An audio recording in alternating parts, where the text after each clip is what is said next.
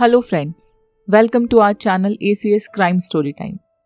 क्या आपने कभी एक ऐसे केस के बारे में सुना है जिसमें कातिल सबूतों के अभाव में छूट रहा हो, लेकिन अचानक मरने वाले की आत्मा खुद गवाही दे और पूरी मर्डर मिस्ट्री सॉल्व कर दे? आपको ये अजीब लग रहा होगा, लेकिन कानून सबूतों के आधार पर चलता है। और ऐसे में वो शख्स जिसका कोई वजूद ना हो, लेकिन जो कानून के लिए सबूत पैदा कर दे, तो कानून को भी उसे मानना पड़ता है। अमेरिका के इतिहास में एक ऐसा ही केस है टेरासेटा बासा का, जो साल 1977 का है। इस केस के जांच अधिकारी ने ना चाहते हुए भी माना था कि इस मर्डर मिस्ट्री को एक आत्मा ने सुलझाया था। आइए इस केस के बारे में विस्तार से जानते हैं। ये केस है टेरासेटा बासा का। टेरासेटा बासा का जन्म फिलीपींस में हुआ था। वो एक अच्छे घर से ताल्लुक रखती थी। अच्छी परवरिश और शिक्षा हासिल करने के बाद टेरासेटा ने उच्च शिक्षा के लिए अमेरिका जाने का फैसला किया। वो अमेरिका के शिकागो शहर गई और वहां म्यूजिक में MA करने लगी। उसके बाद टेरासेटा ने मेडिकल की पढ़ाई की और एक हॉस्पिटल के साथ वो जुड़ गई। 21 फरवरी 1977 की शाम 47 वर्ष की टेरासेटा अपने एक दोस्त से फोन पर बात कर रही थी। फोन पर बात करते करते अचानक टेरासेटा ने ये कहकर फोन रख दिया कि उनका एक और दोस्त आने वाला है। वो दोस्त जो टेरासेटा से फोन पर बात कर रहा था, वो ये नहीं जानता था कि टेरासेटा से ये उसकी आखिरी बातचीत थी। फोन काटने के करीब 1 घंटे बाद टेरासेटा के अपार्टमेंट में से धुआं निकलने लगता है, जिसे देखकर आसपास के लोग फायर ब्रिगेड को फोन करते हैं और फायर ब्रिगेड की टीम मौके पे पहुंच के आग बुझाने में लग जाती है। आग टेरासेटा के फ्लैट में ही लगी थी। आग बुझाने के बाद फायर ब्रिगेड के लोगों की नजर एक कारपेट पे पड़ती है जिसमें से धुआं निकल रहा था, और जब वो लोग उस कारपेट को खोलते हैं तो उसमें टेरासेटा की आधी जली हुई लाश मिलती है। टेरासेटा के शरीर पे एक भी कपड़ा नहीं था और उसके सीने में एक खंजर घुसा हुआ था। वहां जब पुलिस पहुंचती है तो उस घटना को देखकर लगता है कि वो एक मर्डर है, क्योंकि टेरासेटा के शरीर पर कपड़े नहीं थे। इसलिए पुलिस को शक होता है कि टेरासेटा का रेप हुआ है और कातिल ने सुराग मिटाने के लिए लाश को आग लगा दी है। लेकिन टेरासेटा की पोस्टमार्टम रिपोर्ट में पता चलता है कि उसके साथ रेप नहीं हुआ था। पुलिस टेरासेटा के घर को चेक करती है तो अंदर सारा सामान बिखरा हुआ मिलता है। तब पुलिस को लगता है कि ये लूटपाट के इरादे से की गई हत्या है और पुलिस इसी एंगल से जांच में लग जाती है। पुलिस टेरासेटा के पेरेंट्स और दोस्तों से भी पूछताछ करती है, पर उन्हें कोई सुराग नहीं मिलता। फिर एक दिन अचानक पुलिस को टेरासेटा के फ्लैट की तलाशी के दौरान एक चिट्ठी मिलती है जिसमें लिखा था, get theatre tickets from AS। इसके अलावा पुलिस को फ्लैट से और कुछ नहीं मिलता। काफी पूछताछ के बाद भी पुलिस को AS के बारे में कुछ भी पता नहीं चलता। पुलिस की छानबीन चलती रहती है और देखते ही देखते महीने बीत जाते हैं और महीनों से साल, लेकिन पुलिस के हाथ खाली रहते हैं। उनके हाथ कुछ नहीं लगता। ये केस डिटेक्टिव जोसेफ स्टैचुला को मिला था। एक दिन वो अपने दफ्तर में बैठे थे, तभी अचानक उनकी नजर टेबल पर रखे एक नोट पे पड़ती है जिसमें लिखा था, टेरासेटा मामले में एक गवाह मिला है और वो कुछ बताना चाहता है, आप फौरन हमसे संपर्क करें। डिटेक्टिव फौरन पुलिस के पास पहुंचते हैं और पूछते हैं कि इतने दिनों बाद अचानक कौन सामने आया है। तब पुलिस उन्हें बताती है कि उनके पास एक डॉक्टर आए हैं जिन्होंने बताया कि वो टेरासेटा के कत्ल के बारे में कोई जानकारी देना चाहते हैं। उसके बाद डिटेक्टिव उस डॉक्टर के पास जाते हैं और पूछते हैं कि बताइए आप क्या बताना चाहते हैं। जिसके बाद वो डॉक्टर बताता है कि वो एक हॉस्पिटल में काम करता है और टेरासेटा को नहीं जानता, पर उसकी बीवी पिछले कुछ दिनों से अजीब अजीब हरकतें कर रही है। वो नींद में बड़बड़ाती है, रात में कई बार बात करते करते उसकी आवाज़ बदल जाती है, और एक दिन सोने के दौरान वो जोर जोर से मेरा नाम लेकर बात करने लगी थी। आगे उस डॉक्टर ने बताया कि वो पत्नी तो मेरी थी, पर उसकी आवाज़ किसी और की थी। डॉक्टर ने कहा कि मैं उसे देखकर बहुत डर गया। इसी बीच वो कहती है कि मेरा कत्ल हुआ है और मेरे कातिल का नाम एलन शौरी है और वो मेरे घर टीवी ठीक करने आया था। उसने मुझे मारा और पूरे घर का नक्शा बिगाड़ दिया ताकि सभी को ये मामला लूटपाट का लगे। डॉक्टर ने डिटेक्टिव को बताया कि उसने पत्नी की इस बात को नज़रअंदाज कर दिया क्योंकि उन्हें लगा कि ये उनका शायद कोई वहम है। फिर डॉक्टर ने बताया कि पत्नी की बात को नजरअंदाज करने के अगले ही दिन मामला और गंभीर हो गया। डॉक्टर ने कहा, मेरी पत्नी फिर जोर जोर से बात करने लगी और इस बार वो बहुत गुस्से में थी और कह रही थी कि तुमने ठीक नहीं किया, मैंने तुमसे मदद मांगी पर तुमने नहीं की। अगर तुमने मेरी मदद नहीं की तो तुम्हारी बीवी को इसका खामियाजा भुगतना पड़ेगा। तब डॉक्टर ने हिम्मत करके उससे बात की तो पता चला कि उस महिला का नाम टेरासेटा है। एलन चाउरी नाम के एक टीवी मैकेनिक को उसने टीवी ठीक करने के लिए बुलाया था, लेकिन उस मैकेनिक ने उसकी हत्या कर दी और उसकी ज्वेलरी चुरा कर ले गया और अपनी गर्लफ्रेंड को दे दी।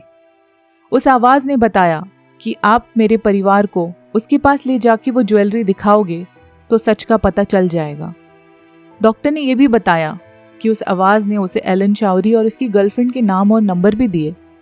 इसके बाद डॉक्टर ने लोकल पुलिस से संपर्क किया और पुलिस ने यह बात डिटेक्टिव जोसेफ को बताई। इस घटना के बाद ये बात साफ हो गई कि घटना के वक्त पुलिस को टेरासेटा के घर से जो चिट्ठी मिली थी उसमें लिखे एएस का मतलब एलन चाउरी था। अब डिटेक्टिव और पुलिस के सामने सवाल ये था कि क्या वाकई में टेरासेटा का टीवी खराब हुआ था।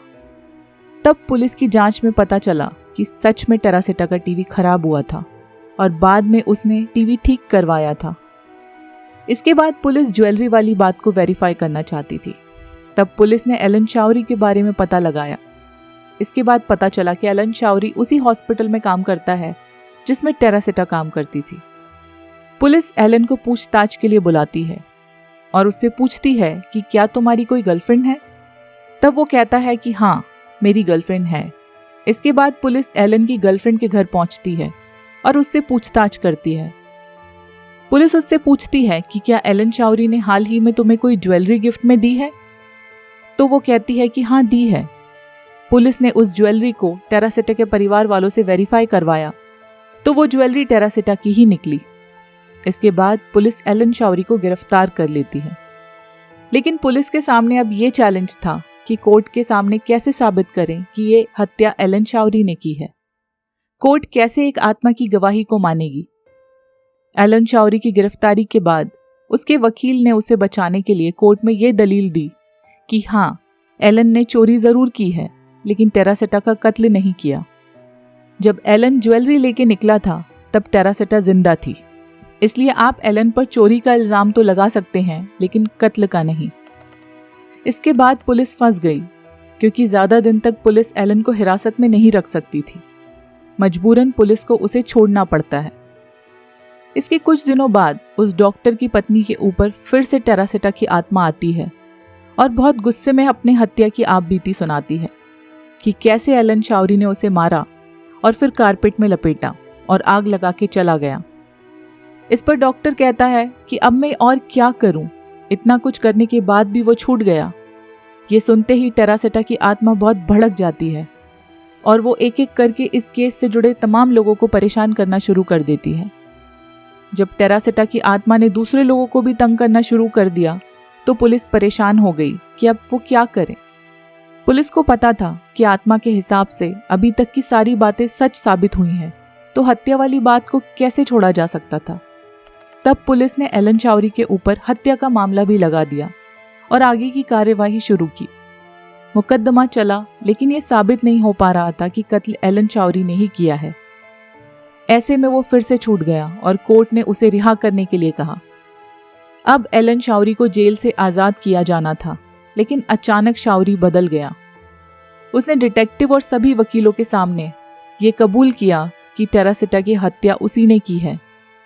एलन चाउरी ने उन सभी को पूरी कहानी बताई कि किस तरह 21 फरवरी 1977 के दिन टेरासेटा ने उसे टीवी ठीक करने के लिए बुलाया था।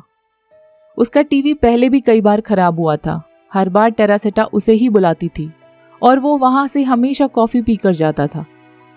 21 फरवरी 1977 की रात 8:30 बजे जब वो टेरासेटा के फ्लैट पर टीवी ठीक करने गया तो उसे पता था कि टेरासेटा के घर पर ज्वेलरी है। उसने वो ज्वेलरी चोरी करने की कोशिश की तो उसे टेरासेटा ने चोरी करते देख लिया। उसके बाद उसने टेरासेटा का गला घोंटा और उसके सीने में खंजर घोंप दिया। मामला रेप का लगे इसलिए उसने टेरासेटा के सारे कपड़े उतार दिए और उसकी लाश को एक कारपेट में लपेटकर आग लगा दी। एलन चाउरी के कबूलनामे के बाद फिर से ट्रायल शुरू हुआ और एलन शाउरी को 20 सालों की सजा हुई। कहा जाता है कि एलन शाउरी के कबूलनामे के पीछे भी एक घटना है। पुलिस ने यह जानने की कोशिश की कि अचानक एलन शाउरी क्यों बदल गया। तब पता चला कि जब कोर्ट ने एलन शाउरी को छोड़ने का आदेश दिया था, उसके कुछ देर बाद ही टेरासेटा की आत्मा जेल में एलन शाउरी के पास आई थी और उसने उसे मजबूर किया कि वो अपना जुर्म कबूल कर ले, नहीं तो उसे उसके बहुत बुरे परिणाम भुगतने होंगे। और इसी डर से एलन शाउरी ने अपना जुर्म कबूल कर लिया। इस घटना के बाद पुलिस अधिकारियों के कई इंटरव्यूज हुए जिनमें उन्होंने माना कि ये दुनिया का पहला ऐसा केस था जिसमें हम कह सकते हैं कि किसी आत्मा ने इस केस को सॉल्व किया। शिकागो पुलिस ने इस केस को वॉइस फ्रॉम द ग्रेव नाम दिया था और इसी नाम से 1996 में एक मूवी भी बनी थी। दोस्तों, हम इस कहानी में किसी भी आत्मा के होने की पुष्टि नहीं करते हैं, पर हमें इस बात की खुशी है कि गुनहगार को उसके किए अपराध की सजा मिल गई। इसी के साथ इस कहानी को यहीं समाप्त करते हैं और आपसे मिलेंगे एक नई वीडियो में एक नई कहानी के साथ। अगर आपको ये कहानी पसंद आई हो तो वीडियो को लाइक कर दीजिए और ACS crime story time channel को सब्सक्राइब कर लीजिए और नई वीडियोस की नोटिफिकेशंस पाने के लिए बेल आइकन को प्रेस कर दीजिए। अपना और अपने परिवार का ध्यान रखिए। Thank you.